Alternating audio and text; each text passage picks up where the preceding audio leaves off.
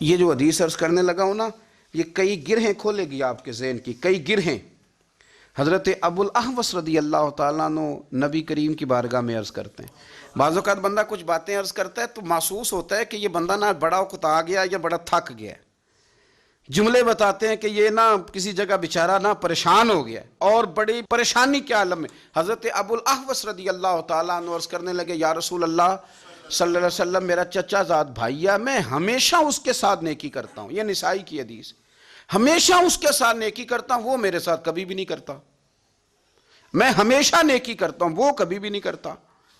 حضور اب میں نے بھی قسم اٹھا لی ہے، میں نے بھی نہیں نیکی کرنی اس کے ساتھ، کیونکہ میں ہمیشہ کرتا ہوں، وہ کبھی کرتا ہی نہیں، اس نے کبھی جواب ہی نہیں دیا میری نیکی کا۔ ہوتے ہیں نا کچھ لوگ، کام پڑے تو وہ آ جاتے ہیں اور ہمیں کام پڑے تو وہ چھپ جاتے ہیں۔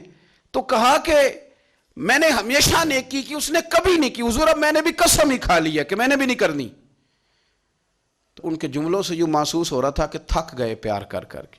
اس شخص نے رویہ اس طرح کا رکھا کہ کتا گئے، قسم کھا لیا حضور، قسم۔ یار ضروری تو نہیں کہ سامنے والا بھی نیکی کرے تو پھر ہی کرنی۔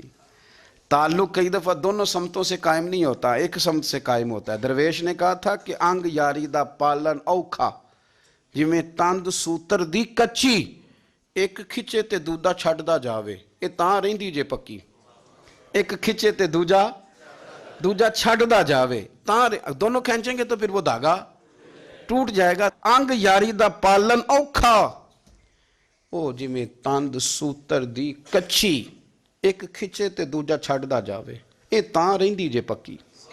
اگر آپ نے نبھانا ہے نا تو پھر ضروری نہیں کہ سامنے والا بھی وفا ہی کرے، ایک طرف سے بھی وفا ہو جائے تو کام چل جاتا ہے، نبھ جاتی ہے۔ اللہ اکبر۔ عرض کی یا رسول اللہ اب میں نے بھی قسم کھا لی ہے، قسم، کہ میں نے بھی نہیں اس کے ساتھ اچھا سلوک کرنا، جس طرح کا وہ اسی طرح کا میں۔ تو حضور مسکرائے، فرمایا نہیں تو اس طرح نہ کر، تو وہی فیصلہ کر جو زیادہ اچھا ہے، تو اچھا سلوک ہی کر۔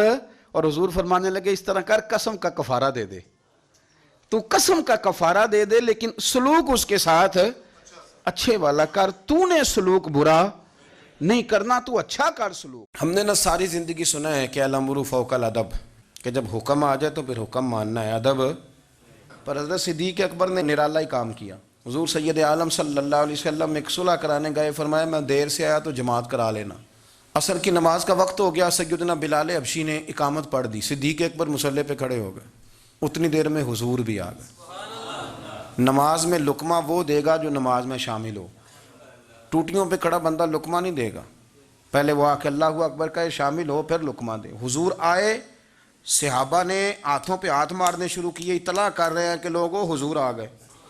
سرکار اگلی صف کے قریب پہنچے تو جناب صدیق اکبر نماز پڑھا رہے تھے۔ نماز، لوگ تو بغیر نماز کے ادب کرنے پر اعتراض کرتے ہیں، میں بخاری شریف کی حدیث پیش کر رہا ہوں، نماز پڑھا رہے تھے، انہیں پتہ چل گیا نا حضور آئے ہیں، تو ایک قدم نماز سے پیچھے ہٹا لیا۔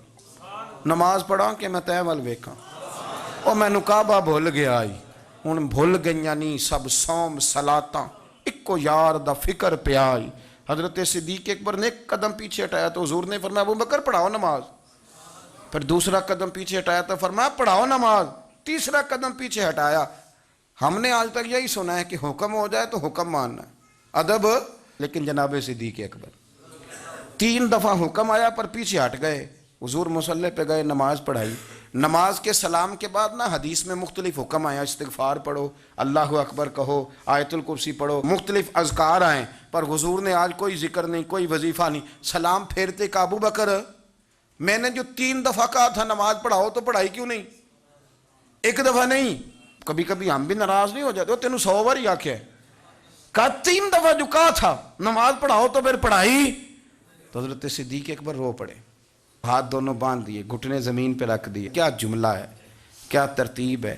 عرض کرنے لگے یا رسول اللہ ابو قحافہ کے بیٹے کی اتنی بھی جرت نہیں کہ مدینے والے رسول کو نماز پڑھائے، میں اتنا بھی جرت مند نہیں ہو گیا حضور، میں کیسے آپ کے آگے کھڑا رہتا، یعنی عین نماز کی حالت میں، عین حالت نماز میں بھی ادب۔ نماز پڑھا کہ میں تیں ول ویکھاں، ان کعبہ بھول گیا، میں نے بھول گئیاں نہیں سب سوم صلاتاں، اکو یار دا فکر پہ آئی۔